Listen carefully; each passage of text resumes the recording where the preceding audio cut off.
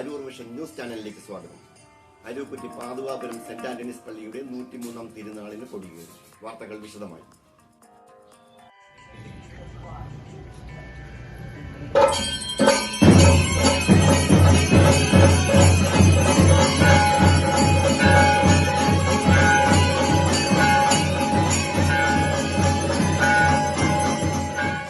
പ്രസിദ്ധമായ Arookutty Pathuvapuram saint Antony's പള്ളിയിൽ വിശുദ്ധ അന്തോണീസിന്റെ 103-ാം തിരുനാളിന് കൊടിയേറി.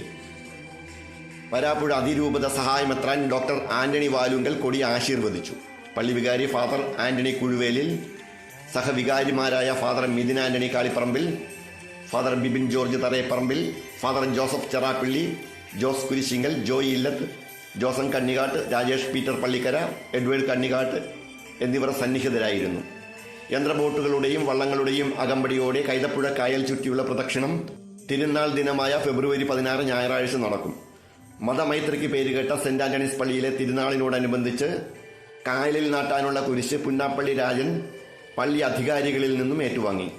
വർഷങ്ങൾക്ക് മുമ്പ് മത്സ്യത്തൊഴിലാളികൾ കൈതപ്പുഴ കായലിൽ നിന്ന് കണ്ടെടുത്ത സ്വർണ്ണക്കുരിശാണ് പള്ളിയുടെ ഉത്ഭവത്തിന് കാരണമായതെന്നാണ് ഐതിഹ്യം. തിരുനാൾ ദിനത്തിൽ രാവിലെ KCBC deputy secretary father Joseph തറയിൽ കുർബാന അർപ്പിക്കും. ഫാദർ ജോഷി മയ്യാറ്റിൽ വചന സന്ദേശം നൽകും. 11:30 മണിയോടെ കായൽ പ്രദക്ഷിണം ആരംഭിക്കും. തിരുനാളിനായി 106 പേരടങ്ങുന്ന പ്രസിദ്ധേന്തി സമൂഹവും 250 പേരടങ്ങുന്ന വളണ്ടിയേഴ്സും നേതൃത്വം നൽകുന്നു.